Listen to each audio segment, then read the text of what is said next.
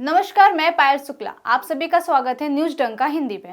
भारत की आजादी को 75 वर्ष पूरे हो गए हैं। बावजूद इसके दलित आदिवासी छात्र छात्राओं के सामने कई तरह की चुनौतियां हैं। स्कूल कॉलेजों में बच्चों के साथ कई स्थानों पर जातिगत भेदभाव होता है।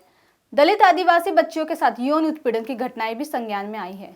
दलित आदिवासी बच्चों को पीछे बिठाना, उनसे स्कूल की सफाई करवाना, मिड डे मील के समय इन बच्चों को उच्च वर्गीय बच्चों से अलग बिठाना आदि अनेक प्रकार के भेदभाव दलित बच्चों के साथ हो रहे हैं। दलित आदिवासी समाज में बच्चों को सरकारी योजनाओं के लाभ का पता नहीं होता। दलित बच्चों को कोई जानकारी नहीं होती और न ही स्कूल की तरफ से उन्हें कुछ बताया जाता है। बच्चों या उनके परिजनों को एनजीओ अर्थात संस्था वालों से पता चलता है कि सरकार ने उनके लिए प्री मैट्रिक और पोस्ट मैट्रिक जैसी स्कीम बनाई है। स्कूल में पढ़ने वाले दलित विद्यार्थी विद्यालय में सहपाठियों द्वारा और टीचर द्वारा होने वाली भेदभाव की सादा जानकारी देते हैं। भारत में जाति संबंधी हिंसा विभिन्न रूपों में हुई है। हालांकि अब जात पात की दुनिया खत्म हो गई है। एक दुक्का होने वाली घटनाएं हमें विचलित करती हैं। कहावत है कि जाके पाँव न फटे विबाई, सो क्या जाने पीर पराई, या फिर घायल की गति घायल जाने या जिन लागी होए। आजकल बहुत से गैर दलित यह कहने लगे हैं कि अब कहाँ जाति की तरह भेदभाव होता है। अब तो जमाना बदल गया है, छुआछूत खत्म हो गई है, सब बराबर हो गए। अब तो बड़े बड़े राजनेता दलितों के घर जाकर खाना खाने लगे। यह बदलने समाज के लिए अच्छी बात है, लेकिन कई स्थानों पर भेदभाव की खबरें आज भी आती जाती रहती है। हाल ही में बिहार के छपरा जिले में एक दलित द्वारा स्वर्ण के हैंडपंप से पानी पीने पर उसकी पीट पीट कर हत्या कर दी गई। इसी तरह की एक घटना उत्तर प्रदेश के महुआ के है, जहां पे नथुपुरा गांव में अनुसूचित जाति की महिला प्रधान का कुर्सी पर बैठना सवर्ण समुदाय को बर्दाश्त नहीं हुआ और उसे कुर्सी से उतार दिया गया। जाति व्यवस्था के कारण सदियों से चला आ रहा उन पर अत्याचार और शोषण का सिलसिला आज भी जारी है। अगर दलित या सफाई कर्मचारी किसी विभाग में बड़ा बाबू या अधिकारी हो गया तो उससे उच्च वर्गीय लोगों को सुई की तरह चुभने लगता है। यह दलित कैसे आखिरकार कुर्सी पर बैठ गया। स्कूल में दलित खासकर सफाई समुदाय के बच्चों के साथ भी भेदभाव होता है। क्लास टीचर तक जातिवाद व्यवहार करते हैं, कहते हैं तुम डोम हो, पढ़ लिख कर क्या करोगे, करना तो तुम्हें सफाई का काम ही है। टीचर और सहपाठी जाति सूचक शब्दों का इस्तेमाल करते हैं। इससे अपमानजनक व्यवहार के कारण दलित बच्चे स्कूल जाना छोड़ देते हैं। जिन गैर दलितों को जातिगत भेदभाव, बेईमानी और बीते हुए जमाने की बात लगती है, उन्हें सवर्णों के मंदिर के ऐसे बोर्ड भी पढ़ने चाहिए जिन पर लिखा होता है मंदिर के अंदर हरिजनों का आना निषेध है, शूद्र मंदिर में प्रवेश न करे, या सन्यासियों के मंदिर में शूद्र का प्रवेश मना होता है।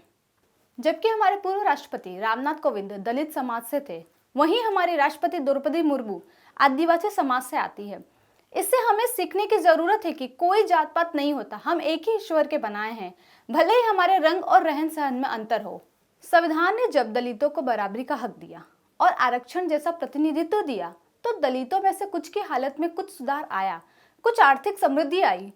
इसी कारण वे भी आत्मसम्मान और मानवीय जिंदगी जीने लगे।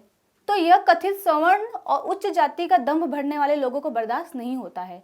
वे दलितों को उसी सदियों पुरानी स्थिति में रखना चाहते हैं, उन्हें गुलाम और स्वयं को मालिक बनाए रखना चाहते हैं, उनसे अपनी गंदगी साफ करवाना चाहते हैं और सेवा करवाना चाहते हैं। उन्हें यह नागवार गुजरता है कि कोई दलित उनकी बराबरी क्यों कर रहा है। यहीं से उन्हें दबाने का सिलसिला शुरू होता है।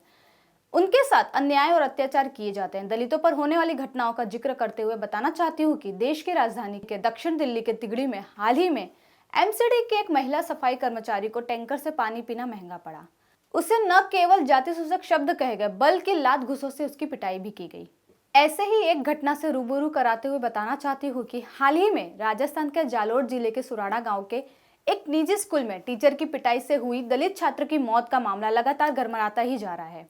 एक तरफ मृतक छात्र के पिताजी का आरोप है कि स्कूल में मटकी को छू लेने के कारण उनके बेटे की पिटाई की गई थी, तो वही दूसरी तरफ स्कूल के अन्य बच्चों और टीचर का कहना है कि स्कूल में कोई भी मटकी नहीं है, सब टंकी से पानी पीते हैं। दूसरी तरफ सीएम अशोक गहलोत ने ट्वीट कर मामले की जांच केस ऑफिसर स्कीम के कराने को लेकर पीड़ित परिवार को मुख्यमंत्री सहायता कोष से 5 लाख रुपए देने की मुआवजा की बात की है। लेकिन इस पूरे मामले में गहलोत सरकार एक बार फिर से बीजेपी के निशाने पर आ गई है। केंद्रीय मंत्री गजेंद्र सिंह शेखावत ने इस मामले को लेकर राज्य सरकार पर तीखा हमला बोला है। राजस्थान को ये किस सामाजिक वातावरण में झोंका जा रहा है, जहां एक ओर तुष्टीकरण का पक्षपात तो दूसरी ओर जातिगत श्रेष्ठता का जहर पसरता ही जा रहा है। वहीं मृतक छात्र इंद्र मेघवाल के पिता देवाराम का यह भी आरोप है कि स्कूल में जातिवाद के नाम पर उसके बेटे की पिटाई की गई। सामान्य दिनों की तरह 20 जुलाई को भी इंद्र स्कूल गया। सुबह करीब 10:30 बजे उसे प्यास लगी। उसने स्कूल में रखी मटकी से पानी पी लिया। उसे नहीं पता था कि यह मटकी स्कूल के टीचर छेल सिंह के लिए रखा गया है। इससे सिर्फ छेल सिंह ही पानी पीते थे। छेल सिंह ने इंद्र को बुलाया और जमकर पीटा। इतना पीटा कि उसकी दाहिनी आंख और कान में अंदरूनी चोटें आई। देवाराम ने यह भी आरोप लगाया कि छेल सिंह ने जाति सूचक शब्दों का भी प्रयोग किया था। पिटाई के बाद इंद्र की तबीयत खराब होने लगी तो उसे पास के जालोर जिला अस्पताल में ले जाएगा, परंतु इलाज के दौरान ही इंद्र की मौत हो गई। आरोपी शिक्षक के खिलाफ हत्या और SC/ST एक्ट की धाराओं के तहत केस दर्ज किया जा चुका है। ऐसे ही एक घटना उत्तर प्रदेश की है, जहां एक टीचर का बेरहम चेहरा सामने आया है। उत्तर प्रदेश के शाश्वती में एक प्राइवेट स्कूल में 250 रुपए की फीस के चलते टीचर ने बच्चे की पिटाई की। इससे मासूम छात्र वहीं पर बेहोश हो गया। कुछ देर बाद होश में आने पर स्कूल के प्रिंसिपल और आरोपी अध्यापक ने मासूम बच्चे को धमकाया भी कि अगर तुमने किसी को कुछ कहा तो तुमको इससे ज्यादा मारा जाएगा। बाद में उसे घर भेज दिया गया। किसी तरह मासूम बच्चा जब घर पहुंचा और परिजनों को आप बीती सुनाई, उसके कुछ देर बाद ही छात्र ब्रिजेश के कंधे व पीठ में तेज दर्द उठा तो परिजनों ने आनंद फानंद में उसे जिला अस्पताल में पहुंचा दिया, परंतु इलाज के दौरान अचानक उसकी मौत हो गई। मासूम की मौत से परिजनों में कोहराम मचा हुआ है। इन घटनाओं के बाद से अभिभावकों में एक डर पैदा हो गया कि आरोपी अध्यापक के खिलाफ विभिन्न धाराओं में मुकदमा दर्ज कर लिया गया है और कार्रवाई की जा रही है। इस मानसिकता को बदलने की जरूरत है और बदलाव के लिए आवाज उठाने की भी जरूरत है। हमें बिना भेदभाव के शिक्षा के अधिकार के लिए आवाज उठाना बहुत जरूरी है। इतने छुआछूत, भेदभाव और अत्याचारों की जड़ क्या है? दरअसल हमारी सामाजिक संरचना ही भेदभाव पर आधारित है, लेकिन अब उनकी बेड़ियां टूटी है। हम जाति और संप्रदाय में बटे हैं। जाति व्यवस्था ऊंच नीच पर आधारित है, जन्म पर आधारित है। हिंदू धर्म में यह व्यवस्था मान्य और सामान्य है। इस व्यवस्था में जब हमारा पालन पोषण होता है तो हमें भी श्रेष्ठता अथवा हीन होने का भाव अपने आप आ जाता है। समाज में हो रहे बर्ताव बचपन से हमारे अचेतन मन में बैठ जाता है।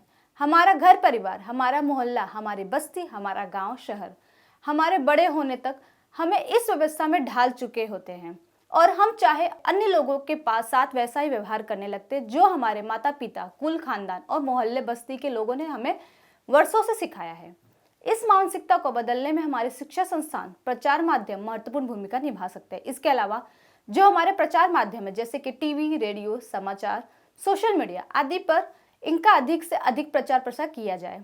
गांव, मोहल्लों और शहरी बस्तियों में इनको आधार बनाकर नुक्कड़ नाटक खेले जाए। जिस तरह आजकल मोबाइल पर कोरोना से सतर्क रहने की ट्यून आती थी, उसी तरह संविधान के प्रमुख आर्टिकल को ट्यून के रूप में इस्तेमाल करना चाहिए। बस अपनी सोच में बदलाव लाने की जरूरत है। पुरानी परंपरावादी, सामंतवादी और जातिवादी सोच को दिमाग से डिलीट कर आज की संवैधानिक और वैज्ञानिक सोच को स्थापित करने की आवश्यकता है। तब भी इस भेदभाव की दीवार को तोड़ा जा सकता है। आपको मेरा वीडियो कैसा लगा कमेंट सेक्शन में जरूर बताएं। साथ ही हमारे चैनल को लाइक, सब्सक्राइब और शेयर करना ना भूलें। फिलहाल के लिए इतना ही। जल्द ही एक नई जानकारी के साथ पुनः उपस्थित होंगे। तब तक के लिए दीजिए इजाजत। धन्यवाद।